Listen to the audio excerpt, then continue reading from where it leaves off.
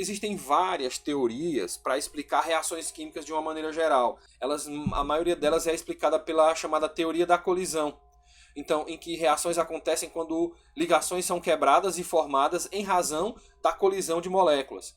Aí, o problema disso é que nesse modelo, o processo reacional é absolutamente governado pela probabilística. Ou seja, quanto mais eu tiver choques entre as moléculas, maior vai ser a chance de elas reagirem. Pronto. Ainda tem mais um detalhe. Quanto mais eu tiver choques, da forma certa. Porque se eu tenho que reagir a carbonila com a hidroxila, se a carbonila se chocar com um grupamento CH3, isso não vai formar reação nenhuma. Então, mais do que ter reações que acontecem em razão de choques, esses choques têm que ser favoráveis. Tá? Então, para isso, átomos, íons e moléculas devem colidir. Todos os átomos, íons e moléculas estão em constante movimento e, portanto, colidindo constantemente. É o que se chama de energia cinética. Tá? A energia transferida pelas moléculas na colisão pode desorganizar suas estruturas eletrônicas o suficiente para que as ligações químicas sejam quebradas e ou novas ligações químicas se formem. Então, o processo baseado na teoria da colisão, ele é o processo que explica as reações acontecendo in vitro, por exemplo, em que as moléculas são absolutamente dependentes desse processo. O problema desse tipo de governo basicamente definido pela colisão é que nós estamos ao sabor do acaso, da probabilística. É claro que dá para gerenciar um pouco isso, aumentando a concentração, porque aí, aumentando a concentração das moléculas, elas vão se encontrar com mais frequência. Eu posso aumentar a temperatura, que eu aumento o movimento das moléculas, então elas vão se encontrar com mais frequência. É assim que a concentração e o aumento da temperatura definem que uma reação aconteça mais rápida ou mais lenta. Tá? Mas o problema é que nós não estamos falando de uma reação ou de um conjunto de reações que acontecem in vitro, em que eu possa aumentar a temperatura para aumentar as colisões, ou que eu possa aumentar demais a concentração das moléculas para também aumentar as colisões. Eu estou falando de um ambiente biológico, onde o que há, em termos de temperatura e concentração, é o que já está lá, e a reação tem que acontecer do mesmo jeito. É aí que as enzimas entram. É nesse aspecto que elas agilizam a reação, porque a reação governada exclusivamente pela probabilística da teoria da colisão, ela é uma reação que não tem momento para acontecer. Ela pode ser rápida, mas pode demorar vários anos. E rápido é, digamos, em termos in vitro, 1 minuto. Mas 1 minuto é uma eternidade para as necessidades, para as demandas dos sistemas biológicos.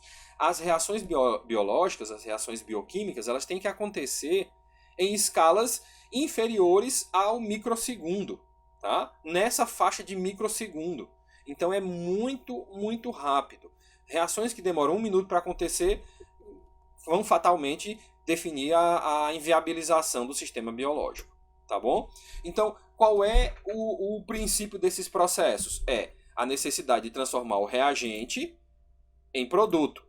Só que, para que isso aconteça, existe uma quantidade de energia que é necessária para romper a configuração eletrônica estável de qualquer molécula. Tá? E o que isso quer dizer? A molécula está lá, formadinha, seguiu a regrinha do octeto lá, estabilizou os orbitais, quando isso for o caso, tá? Estabilizada. Então, para ela sair dessa condição estável, ela vai ter que, em algum momento, estar menos estável do que o que ela já era. Ela pode, até no final, estar mais estável, que é o caso do produto, do que o reagente inicial. Mas antes disso, ela passa por um momento de instabilização. E o que é, nesse caso, nos sistemas governados pela cinética, governados pela fisicoquímica, né, pela termodinâmica, o que é uma estabilização? É aumento do conteúdo de energia. Então significa que uma molécula, se ela está menos estável, ela está num nível de energia mais alto. Então, para que eu passe de reagente a produto, eu tenho que passar por esse estado intermediário, chamado de estado de ativação. Tá? O intermediário ativado. Para que isso aconteça, é necessária energia. E de onde é que vem energia para que o reagente passe de reagente para intermediário ativado? Ela vem, no caso das reações não catalisadas, elas vêm dos choques entre as moléculas. Choques esses que são capazes de romper a configuração eletrônica estável da molécula, liberando seus elétrons para que eles possam ser reorganizados em outra configuração. Ou seja, quebrando ligações, formando ligações. Nesse momento aqui, as ligações são quebradas, são formadas e um novo produto é produzido. Pois bem, essa diferença de energia entre a energia basal do reagente e o ponto máximo de energia atingido é chamado de energia de ativação. Sem ela, a reação não acontece. Simplesmente os produtos não são formados. Uma vez que ela é atingida, tanto eu posso voltar para os reagentes, quanto posso me direcionar para os produtos. E é aí que as enzimas entram. É exatamente um dos mecanismos primários da catálise enzimática. Na verdade, é o principal, porque é fornecer um caminho alternativo com a energia de ativação mais baixa para que a reação aconteça mais rapidamente. Tá? Então, a diferença de energia entre os produtos e reagentes não depende do estado de ativação. A taxa de reação, a frequência, ou seja, a taxa de reação é a frequência com que a reação acontece, depende da frequência das colisões, como eu já havia explicado para vocês, contendo energia suficiente para que a reação aconteça. E o que é que precisa para que a reação aconteça? Através desses choques, a molécula tem que ser desorganizada do reagente, a configuração eletrônica estável dela tem que ser desorganizada em razão da energia nova fornecida pelo choque, e uma nova configuração tem que ser montada em razão dessa desorganização primária. Então, por exemplo, quando nós consideramos a temperatura, quanto maior a temperatura, o calor, maior é a frequência das colisões, e assim, maior o número de moléculas atingem o estado de ativação, tá? Então, o estado de ativação ele é atingido e, uma vez atingido, nós podemos chegar até os produtos. Então, outro parâmetro importante é, como eu já disse, a concentração dos substratos. Quanto maior é a concentração dos substratos, menor é a distância entre as moléculas. Então, maior é a probabilidade de choque. Então, as enzimas elas atuam por diversos mecanismos. Como eu já disse, o principal mecanismo desse é fornecer um caminho alternativo. Ao invés de o caminho ser esse, como está aqui no desenho, a enzima fornece um caminho alternativo com energia de ativação mais baixa, tá? Que conduz à mesma formação de produtos. Então, aqui, com isso, a gente tem uma energia mais baixa e a reação acontece mais rapidamente. Por quê? Porque eu não tenho que atingir aquele máximo de energia original para formar o estado de ativação. Tá? Então, esse é o mecanismo principal. Não é exatamente baixando, mas fornecendo um caminho alternativo para a ativação. Tá? Em alguns casos, algumas enzimas podem inclusive fornecer um pouco de energia, ou seja, então nesse caso ela baixa a demanda energética que a reação precisa para acontecer, fornecendo ela mesma um pouco dessa energia. O caminho principal é fornecendo a via alternativa, como eu já falei para vocês, formando, que é esse caminho aqui, tá? Reagindo com o substrato e formando um complexo enzima-substrato por um caminho possível alternativo, tá? Que seria, de outra forma, impossível sem a presença da enzima. Outra possibilidade para a aceleração da reação, ou seja, para a catálise, é reduzir a variação de entropia. Ora, como é que ela faz isso? Vejam só, ela pode permitir uma orientação favorável. Por quê? Como eu já falei para vocês antes, se a reação for, por exemplo, a necessidade de reagir uma carbonila com um grupamento OH e a molécula vai ter que se chocar, a carbonila com o OH. Se a carbonila chocar com um CH3 da molécula, a reação não vai acontecer. A necessidade de reação, digamos que a nossa necessidade é fazer uma molécula do tipo OH, tá? Reagir com uma molécula do tipo C-O, tá? Tá? Um aldeído, formando um cetal, por exemplo, certo? Lembram? Um M-acetal? A entropia, sim, é um processo espontâneo que está relacionado com a desordem. O que é a desordem? Ora, as moléculas vibram, elas têm conteúdo de energia, elas têm energia cinética, elas vibram. Então, elas vibram de maneira desorientada, desordenada. Elas não têm uma orientação para vibrar de uma determinada maneira, para ir para uma determinada direção. Então a entropia, nesse caso, está relacionada com a necessidade de esse grupamento encontrar por choque esse grupamento, tá? Então isso só vai acontecer se essa parte se chocar com essa, mas nada garante num sistema probabilístico, ou seja, ao acaso, que essa parte vá se chocar aqui com isso todas as vezes que essas moléculas se encontrarem. Pode ser que essa parte se choque com essa parte se choque com essa parte, e inclusive pode ser que essa se choque com essa. Então, qual é a função da enzima? É gerar esse tipo de comportamento aqui, que eu vou voltar aqui no slide, ó. Lá no meu primeiro slide. Segundo slide. É gerar isso, ó. É permitir que exista um ambiente onde substrato se acomode na ordem certa, na forma certa, na configuração certa. Então, uma vez que eles estão orientados da maneira adequada, eles já não estão mais ao acaso. Eles já não estão mais governados exclusivamente pelo caos, pela desordem. Eles já estão ordenados. Então, é nesse sentido que as enzimas conseguem realizar o seu processo catalítico, reduzindo a variação da entropia, porque eles conseguem orientar os substratos da forma correta para facilitar a reação. Ou seja, eu coloco esse substrato de frente para esse, a enzima faz isso.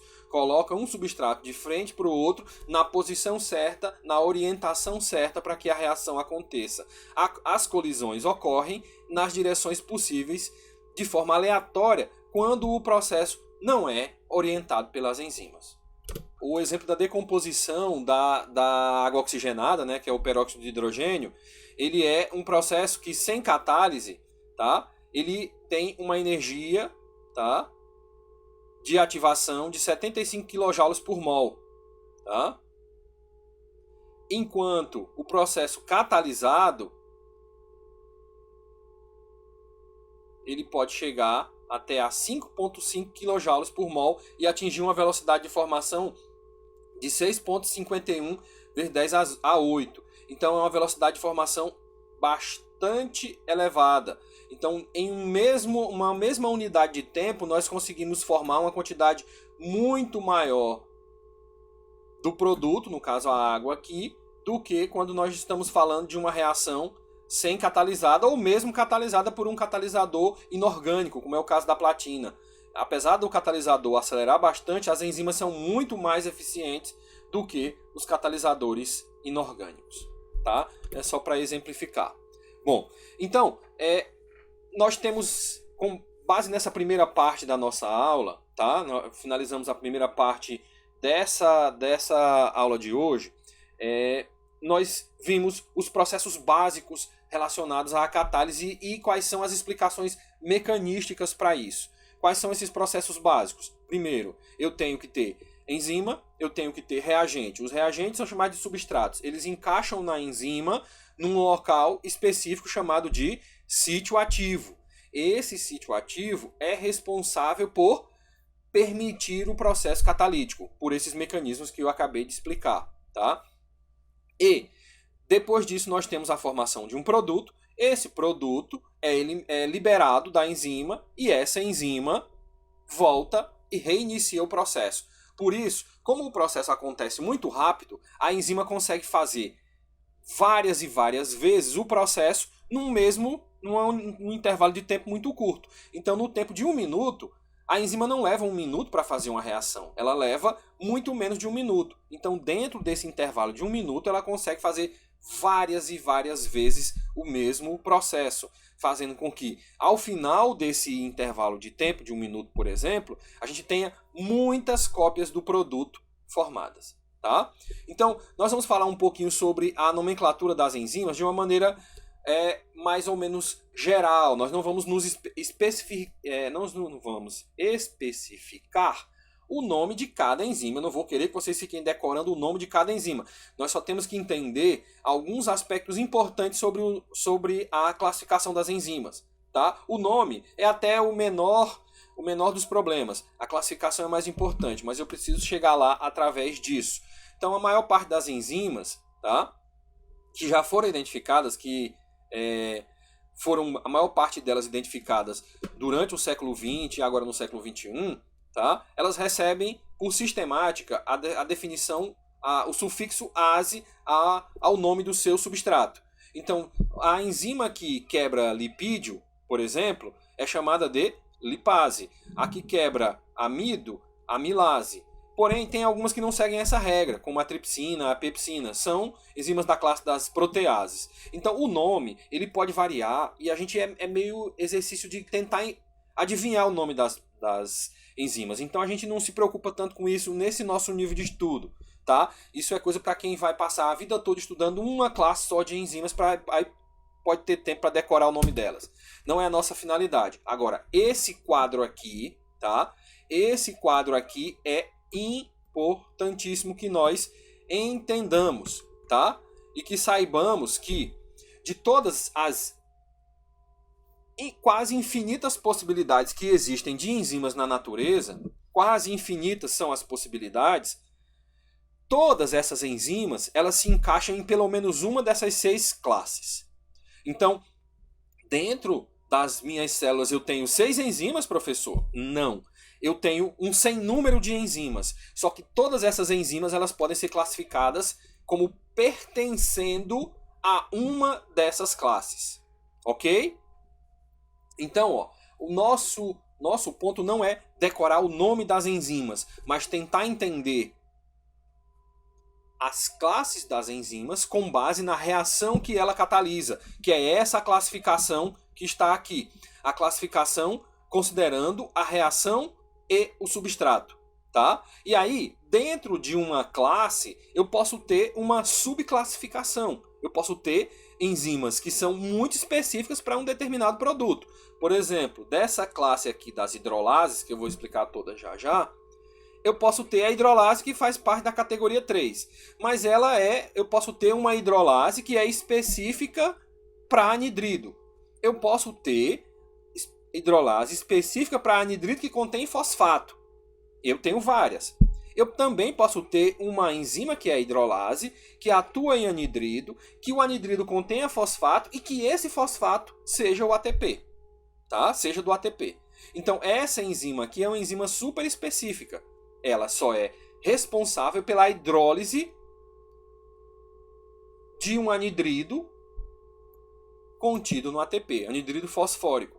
Então, essa enzima não deixou de pertencer a essa classe. Ela é essa classe, ela pertence a essa classe. Ela é, em última essência, uma enzima hidrolase. Nós não vamos focar tanto nisso, porque isso aqui é decoreba. Eu vou ter que decorar o nome de todas e a função de todas as enzimas da célula. Não é essa a finalidade da nossa necessidade de estudo. Tá? A nossa necessidade de estudo é de entender o que cada classe de enzima faz. Porque se eu tiver uma hidrolase de ATP ou uma hidrolase de carboidrato, não importa. Eu sei que a reação que ela catalisa é uma hidrólise. Então eu tenho que saber o que é uma hidrólise catalisada por enzimas. Ok? Então, um dos pontos importantes que nós temos para essa nossa aula de hoje é esse tópico aqui. Quais são as reações e quais são as classes de enzimas que realizam essas reações, tá? Então, nós temos aqui as oxidorredutases, as transferases, as hidrolases, as liases, as isomerases e as ligases. Então, basicamente, todas as enzimas que nós encontramos dentro das nossas células podem ser encaixadas em uma dessas categorias. Por quê? Porque elas vão realizar uma dessas reações. As oxidorredutases realizam reações de oxidorredução, nada mais óbvio. As transferases realizam reações de transferências de grupos funcionais, tá? Então, são vários tipos, aqui são só alguns exemplos, tá? As hidrolases, elas realizam reações de hidrólise. Ó, claro, hidrólise de quê? Hidrólise de éster, hidrólise de ligações glicosídicas, que são ligações acetais ou M-acetais, hidrólise de ligações peptídicas, que nós já sabemos onde é que elas estão de forma abundante, né, nas proteínas, e ligações CN, tá, em diferentes estruturas ao longo do metabolismo celular. Então, basicamente, as hidrolases são a classe muito importante, todas elas são muito importantes, tá? Essas aqui, ó, as oxidorredutases, por exemplo, são a base do nosso estudo da segunda unidade. A nossa segunda unidade é basicamente dominada pelas oxidorredutases. Tá? Nós começamos o nosso estudo da segunda unidade hoje pelas enzimas, para que a gente possa, depois do estudo das enzimas, focar nas reações de óxido-redução, que são a base da geração da energia celular. Tá? Então, as hidrolases, elas são enzimas que realizam quebra de ligação. Então, aquela figurinha que eu coloquei lá no início, aquela figurinha, ela melhor representa uma enzima da classe das hidrolases. Por quê? Da classe das ligases. O contrário, a reação contrária seria das hidrolases. Porque lá, naquela reação, eu tenho um substrato e converto dois substratos e converto em um produto. E aqui eu tenho o contrário. Então, se eu quiser quebrar o produto, eu tenho que usar uma hidrolase. Se eu quiser formar o produto, eu tenho que ter uma ligase. Bom, então, as classes de enzimas, as enzimas elas podem ser enquadradas nessas classes. As hidrolases quebram ligações. Obviamente, se é hidrolase, tem que usar água, então é uma hidrólise, está aqui até representada. As liases são responsáveis pela adição de ligações múltiplas, normalmente duplas, entre carbono-carbono, carbono-oxigênio e carbono-nitrogênio. Tá? Tanto as liases formam, como elas desformam ou quebram ligações duplas. Tá? Então, adição a ligações duplas. Então, elas podem, principalmente, adicionar agrupamentos às ligações duplas. Então, as reações de adição que vocês estudaram agora com o Giancarlo, no ambiente celular, são feitas pelas enzimas da classe das liases. Tá? E aqui eu tenho uma ligação dupla, eu adicionei um grupamento NH. Outra classe muito importante de enzimas é a das isomerases. Elas realizam reações de isomerização, como, por exemplo, a isomerização que ocorre por epimeria nos carboidratos. Nós lembramos que o conceito de epimeria é um tipo de isomeria específico para os carboidratos, em que a diferença de um carboidrato para o outro se dá apenas na configuração de uma das hidroxilas quirais da molécula. Tá? Eu vou já mostrar um exemplo. O outro exemplo, que é o que eu falei que era o que explicava aquela estruturazinha da primeira figura, lá no início da aula, é uma enzima da classe das ligases. Observe, eu tenho duas moléculas separadas, a enzima permite que as duas moléculas se liguem formando uma, que é o produto. Tá? Normalmente, esse tipo de reação ela demanda energia química. Essa energia química ela é fornecida pelo ATP.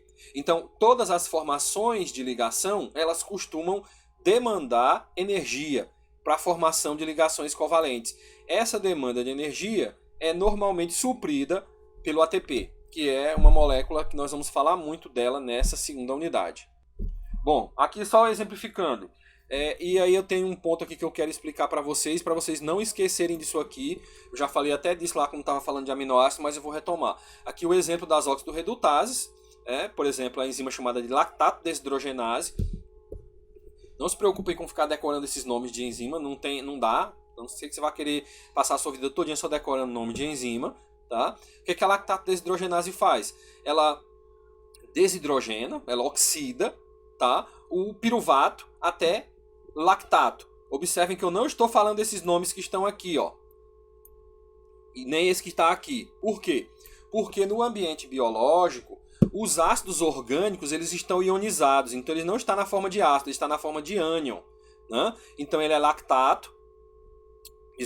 piruvato e lactato. Então o que que a lactato desidrogenase faz? Ela remove um par de elétrons do piruvato, guarda esse par de elétrons dentro de uma molécula transportadora e transforma essa molécula em ácido lático. Pronto. Transferase, uma enzima muito, mas muito importante em diversos aspectos do processo metabólico. É uma das enzimas-chave do processo metabólico, chama-se hexoquinase, tá? É uma enzima de transferência de grupamento fosfato. O que ela faz? Ela arranca um grupamento fosfato do ATP e liga na glicose, no carbono 6 da glicose. Aqui, ó, convertendo a glicose 6-fosfato. E essa reação de fosforilação da glicose é uma das reações mais importantes para o controle metabólico nos organismos complexos como o nosso. Nós vamos ver isso com calma depois. Aqui é só exemplo da reação. Hidrolases. As hidrolases, elas geram reações de hidrólise. O que é que nós temos? A lactose. O que é a lactose? É um disacarídeo formado por uma molécula de glicose e uma molécula de galactose. O que a lactase faz? Ela quebra a ligação glicosídica entre a galactose e a glicose, liberando os dois monossacarídeos. Sem essa enzima, ou com essa enzima em baixa atividade, tá? Os indivíduos passam a ter aquela síndrome chamada de intolerância à lactose, quando essa enzima está ausente ou com baixa atividade. Tá? Liase. Aqui nós temos um exemplo da liase, que é a fumarase. Também é um exemplo muito importante que nós vamos ver adiante no processo metabólico. O que é que ela faz? Ela hidrata a molécula do fumarato até transformar ele em malato. Tá vendo que eu não estou fumarato, malato. Qual é a diferença do fumarato para o malato? Uma molécula de água foi adicionada. Isso aqui é a reação de hidratação que vocês viram desculpem, na orgânica 2. Então, essa reação aqui é catalisada por uma enzima chamada de fumarase. O que é que ela faz? Adiciona ligação dupla. Qual é a classe dela? Liase. Isomerases. Ó, aqui nós temos um exemplo de uma isomerase também muito importante para o processo metabólico, que é chamada de triose fosfato isomerase.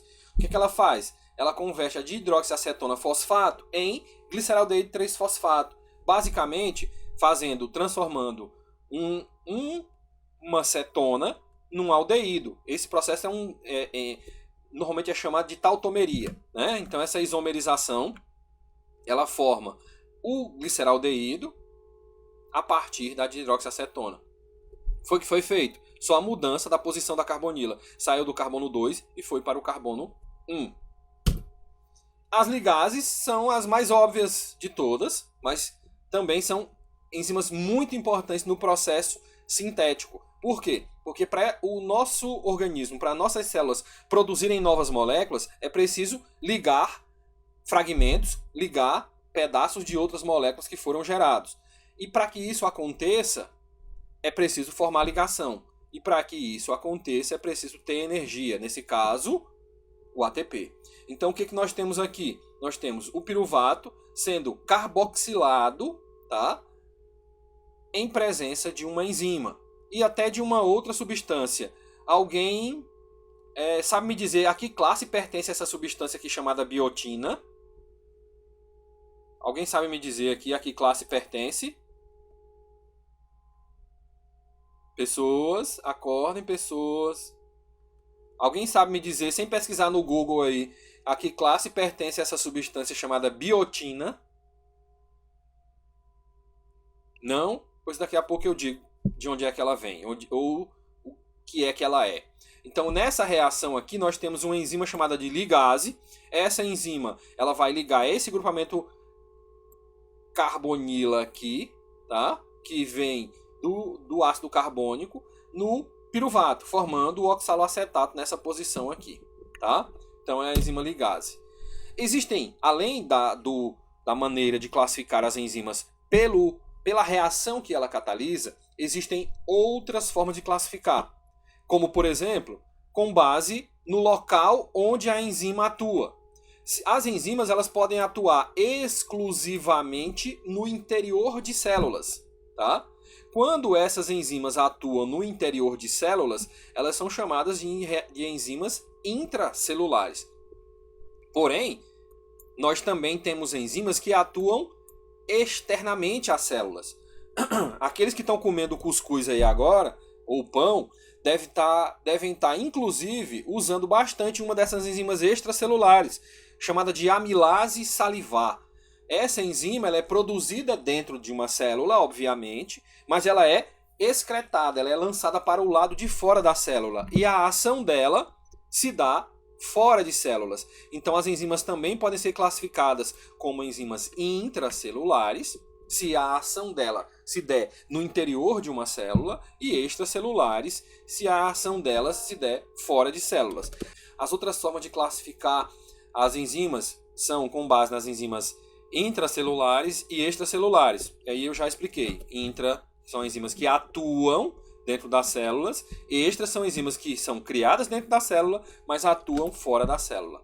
E aí, nós temos um outro conceito que é endoenzimas e exoenzimas. O que é que elas são diferentes? Bom, endoenzimas são enzimas que são responsáveis por realizar reações no meio de cadeias de substratos. Então, digamos que essa linha que eu acabei de traçar aqui seja a cadeia de uma proteína ou do amido, por exemplo, seja a cadeia do amido. E aí eu tenho essa enzima aqui, tá? Parecida com a que eu desenho aí no quadro. Eu tenho essa enzima e essa enzima pode quebrar essa cadeia do amido de duas formas. Ela pode quebrar a cadeia aqui começando pela extremidade, igual o come-come, né? Começando pela extremidade ou começando pelo meio. Bom, se a enzima começar a quebrar a cadeia pelo meio, ela é chamada de endoenzima. Se ela começa a quebrar pelas extremidades, ela é chamada de exoenzimas, tá? Então, basicamente isso. Outro conceito muito importante em relação às enzimas é esse aqui, ó. Esse, por exemplo, tá muito relacionado com um artigo fajuto que se publicou nesses dias de reboliço aí sobre coronavírus, que vocês devem ter ouvido falar, que dizia que o uso do ibuprofeno aumentava a chance da pessoa se contaminar por coronavírus. Esse ponto que foi citado lá nesse artigo está relacionado com esse aspecto. Existem enzimas que estão sempre presentes dentro da célula. Elas estão lá a todo instante. Elas não dependem de outras características. Elas estão lá porque elas são constitutivas. Elas fazem parte da constituição normal da célula. Elas são chamadas de enzimas habituais ou constitutivas. Mas existem enzimas que também são induzidas, tá? Ou seja, existem enzimas que só existem em determinadas situações, em determinados momentos, e esses determinados momentos são induzidos por algum fator externo ao sistema, que pode ser um controle da própria célula ou pode ser um fator externo ao corpo, como uma agressão, por exemplo. Então, existem enzimas que já existem naturalmente na célula, que são as enzimas constitutivas, e existem as enzimas indutivas, que são aquelas que são induzidas por um fator de controle, que pode ser uma agressão ou um fator de controle da própria célula. E para permitir essa diferença, tem essa outra definição aqui. O que é isso? É o que se chama de isoenzima. São enzimas que são parentes próximas do ponto de vista funcional e até estrutural, mas elas não são idênticas, elas não são a mesma estrutura. Elas são estruturas semelhantes, muito próximas e que cumprem o mesmo papel catalítico. Então, duas enzimas que cumprem a mesma função. Só que como elas têm características diferentes estruturais, elas não são as mesmas enzimas. Então, essas enzimas são enquadradas na classe das isoenzimas. Tá bom? E aí, para a gente encerrar por hoje, é só explicar esse ponto aqui. tá?